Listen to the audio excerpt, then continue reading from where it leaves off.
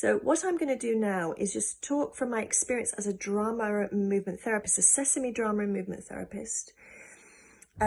We work with something called a ritual structure for our drama and movement therapy sessions. Now I'm going to make really super simplify that. Marianne Lindqvist is the woman who created Sesame, and she's also the person who created this structure. It's a bit more complicated when you're trained as a drama and movement therapist, the structure itself, but I'm going to break it down into 3 very simple steps. And this is a structure that you can use for anything. You might be doing something you don't feel is a ritual. It might just be a gathering around a fire. It might be a group of kids coming together and drawing pictures.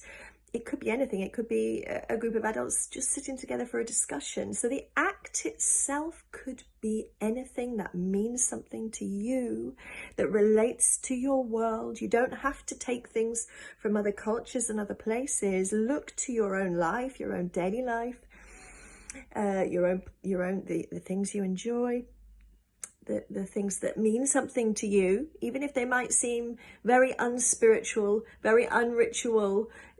It's fine. Be with what you have. I think that's part of what we need to be doing now, looking to our own lives and the resources we have in the here and now in our lives as they are.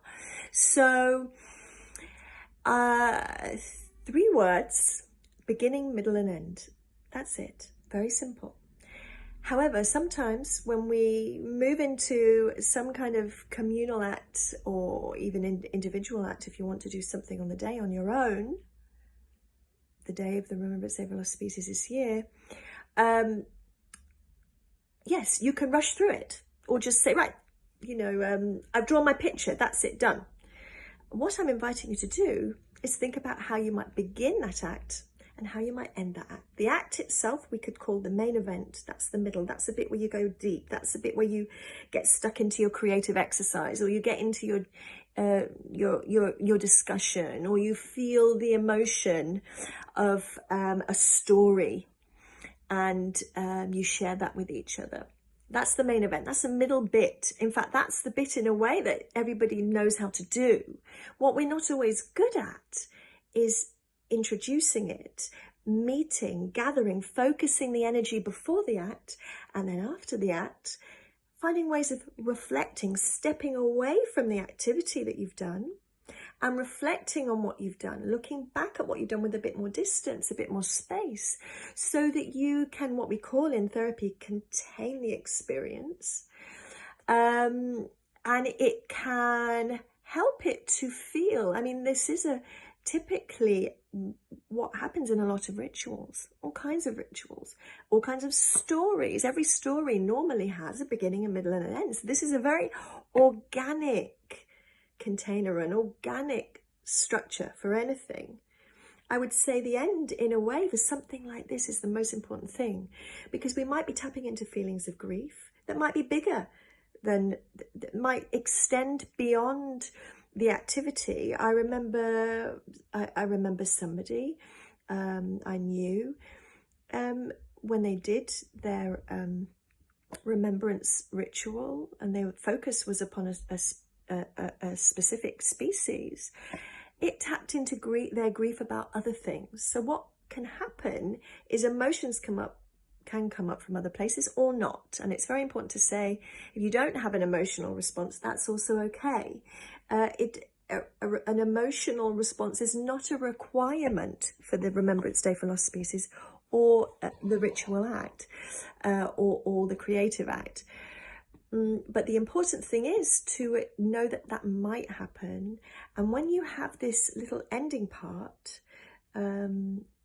where we step away, where we put our pens and papers down, maybe we look at the paintings, the drawings that we've done, and we just talk about them, and we share ideas about what we see in a non-judgmental way.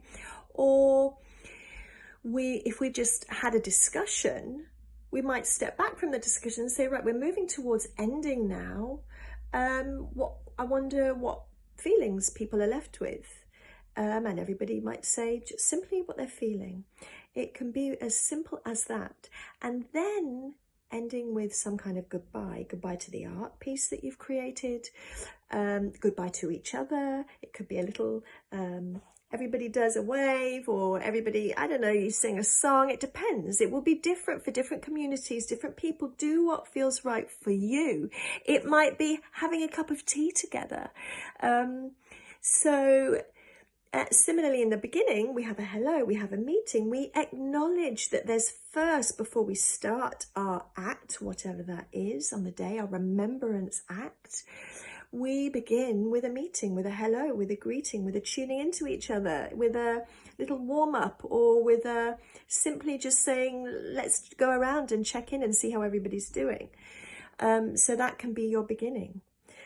Be creative with this. If it doesn't resonate with you, what I've just said, please throw it away.